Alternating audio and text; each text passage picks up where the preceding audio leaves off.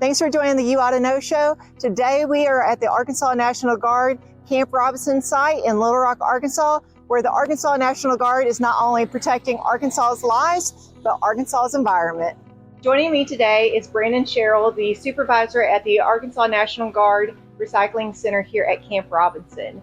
And we are going to learn about their recycling program here on the base. Thank you for joining me today. Yes, ma'am. Thank you for coming. Yeah, so tell me a little bit about what you're offering at Camp Robinson here. So we pretty much offer every service, anything that you could think of that's recyclable, from cardboard, paper, plastic, aluminum, scrap metal, electronics. I mean, pretty much anything that you would ever put your eyes on in your anyday life. And we try to make money on pretty much everything as well. So that's what makes us self-sufficient. We make money that pays for our equipment, our salaries, stuff like that, helps us keep going throughout the year.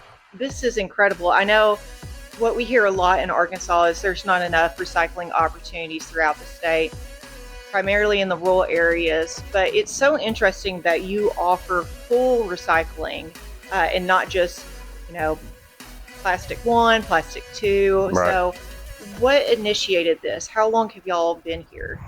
So personally, I've been here 10 years, but this facility has been here since '96, I believe. Wow. Yes. So the boss that I had before me was the one that actually started recycling here, and he started working here.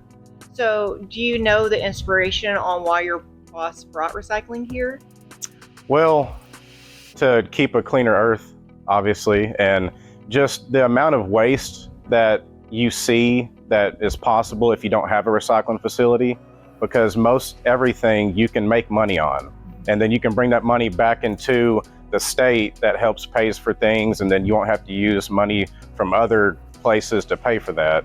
And it just, a lot of this stuff can get reused. So it's better than going into the landfill if it can come to us and we can put money back into the state, or if someone else can reuse it so they don't have to buy anything else and create more waste. Absolutely. So what is your most common recycled item here? I have an idea, but I just want to hear. I would say paper and cardboard are the two most common items, because that's something you deal with on an everyday basis, no matter what you do for work or whatever it is. So a lot of people say recycling is hard, knowing what you can and can't recycle, what to put in what. So what is your model here for anybody who's living on base, working on base, for them to know how to recycle properly and bring that back to you? So we try to keep it pretty simple. We do have color-coded bags, which we can show later. And there's certain bags that are meant for certain items. But for the most part, we pretty much recycle everything except for tires. So whenever they bring it to us, there's a 99% chance that whatever they're bringing, we'll be able to accept. And then as we have people come in, we'll educate them through the process, and then they can take that into their offices and they can help tell people, hey, they take this, they don't take this, this is how they want it separated, etc.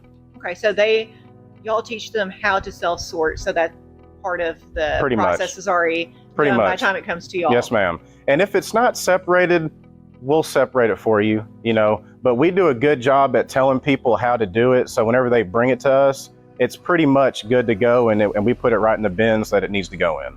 Very nice. In 2022, how many pounds of recyclables do you think that y'all received?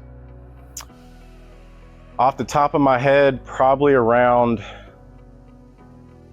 400,000 to 500,000 pounds. Wow, that's incredible. It's a lot of stuff, and 90% of that was kept out of the landfill. So that was stuff that we were able to sell, make money on, and gets turned into new product.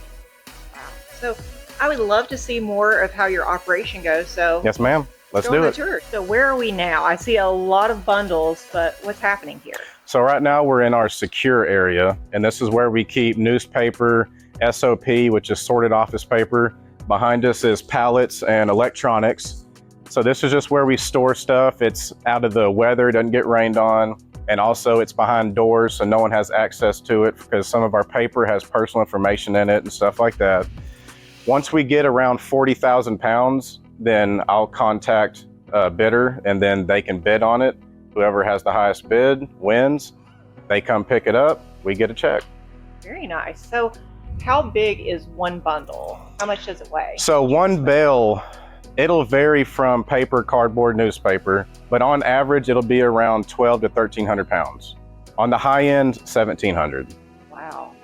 Yeah, I see on some of these some tags. I'm guessing that's the weight. The weights, yes, ma'am. Okay.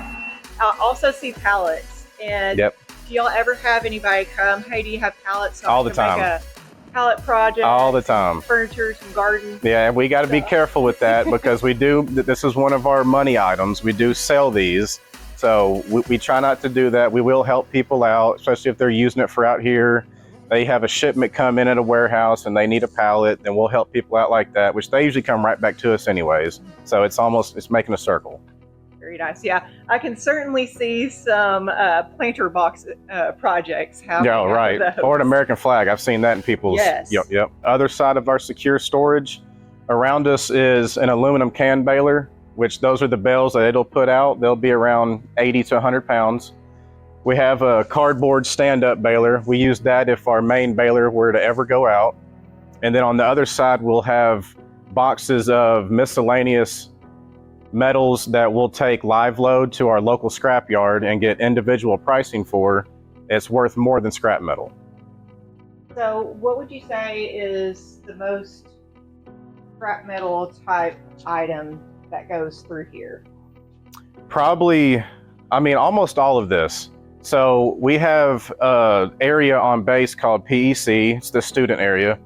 And they have a lot of hotel rooms and stuff like that. And they go through PTAC units every year, which are air conditioner window units, essentially. And they'll have compressors, motors, copper, coils. And so we strip that completely out of the AC unit. And that right there is a very big money ticket item, especially built up throughout the year. I know copper especially. Yes, ma'am. So. Yeah, copper is very, very expensive. You can imagine if you have a soda can, you empty it out and you're holding it. Mm-hmm. It's a fraction of a pound. Mm-hmm. It's very light. And these are upwards of 100 pounds.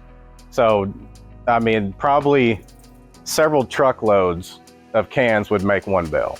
So it takes a while to build up, but this is on a power system. So we would just turn it on with this knob right here, and then you throw it in the chute, lift these two handles back, and you have to do it at the same time so no one can get hurt. You can't have an arm in there or nothing. And then it smashes it in with the big concrete block and just compresses it up. We'll run wires through it, pop it out the back, and it's a bale. How long does it take for all of that process? 15, 20 seconds. Wow. It's pretty quick. It's very loud as well. So definitely some hearing protection whenever. Yes, this is ma'am. on. Yes, ma'am. Good. Hearing and eye, just in case. You never know. Something may happen. Just always being careful is best. So. Yes, safety first. Yes, Safety ma'am. first. Always. Let's go see the next place. Let's do it. So, when can people recycle here? What are your hours of operation? So anyone can come recycle here Monday through Friday, 7 to 3:30. And we rotate through lunch. So nobody has to worry about, is it 11 o'clock? Are they on lunch? Is it 12? Are they on lunch? Anytime, 7 through 3:30, they can come recycle here. Wonderful. And we actually have gone into a completely different part of the recycling facility. Actually walked through a parking lot to get here. So yes, ma'am. Where are we right now? What's happening? So this is the main part. This is where my office is, my employees' desk are, and this is where our drive-through is. So this is where any customer that would want to recycle would come up, drive in, we'll greet them, ask what they have, unload them, and then if they need recycling bags back or whatever the case may be, then we'll give them that and then direct them with whatever else they may have. Wow, I like that. Just that flow of service. Y'all make it so easy to do. It's like a fast food restaurant. You come in, you're gone. Well, good. So what is happening here? I see it looks like a forklift and then a dumpster that, is it about to dump stuff in? What's happening? So this is how we empty our cardboard dumpsters. Mm-hmm. And this is one of about 33 dumpsters we have on base. We have them spread across the base so people can go out their building. And if they don't have time to come here to recycle, to get rid of their cardboard, they have this right there in their parking lot and they can just throw it in the dumpster. Once a week, I'll make rounds and I'll swap out the ones that are full. And then my employees will sit here and they'll empty them out onto the conveyor belt. Wow. So let's look at this conveyor belt. So this right here is our floor pit. And so essentially they'll just rotate the dumpster, which on our forklift, we have a 360 rotation on it. So they'll just rotate it to where it's leaned down, and then they'll just scoop the cardboard out. They'll be sitting here keeping eyes on it because there may be trash in there. You know, people may mix some stuff in there. And so we'll watch that as it goes up the belt. It'll drop down into that hole. And then there's another compactor right here that smashes it all in and then makes it into a bale. Yeah, and so whenever the bale comes out, y'all just move the forklift over after the dumpster has been removed from the forklift, and y'all just come pick it up and you take it to the other building for... Yes, ma'am. This works similar to the aluminum can. Once it is a bale, the block from the back will stop in place. We have wires, we'll drop down, hook them, wire it up so it stays compacted. Then we'll open our door up and then push it out the back. And then that's one of our floor scales, and that's how we weigh everything. So how long does that process typically take? I know it depends on what materials are in the dumpster and all of that, but right. What would you estimate? If the cardboard dumpsters are full and this is empty, 2.5 to 3 dumpsters will make a bale on average.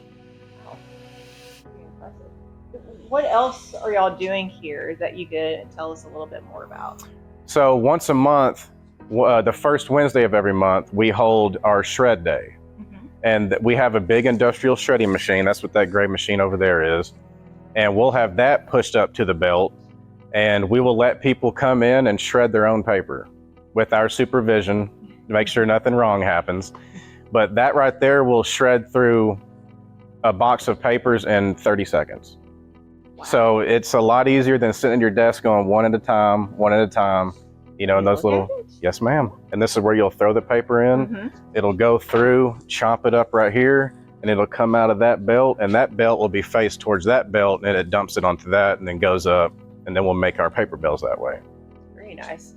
Well, I mean, this is definitely a paper shredder on steroids. 100%. And I love that they offer so much to everybody here on base. Yes, ma'am. Do you know how many people roughly on base you are supporting with this?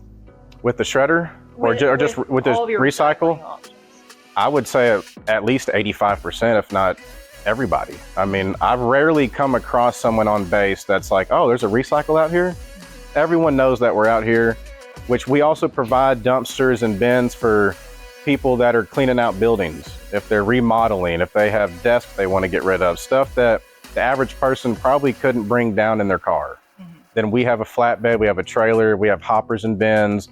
We'll place them outside their building. So people utilize us for a lot of different resources other than just coming here. We'll come to you sometimes. Brandon, thank you so much for taking the time to show us around today of your recycling facility and what you offer to everybody here at the National Guard in Little Rock. Yes, ma'am. So, if you are looking for more options for recycling, there are 320 facilities throughout the state and businesses that accept recycling. So stay tuned on our website. We can post that link. And thank you again for joining the You Oughta Know Show.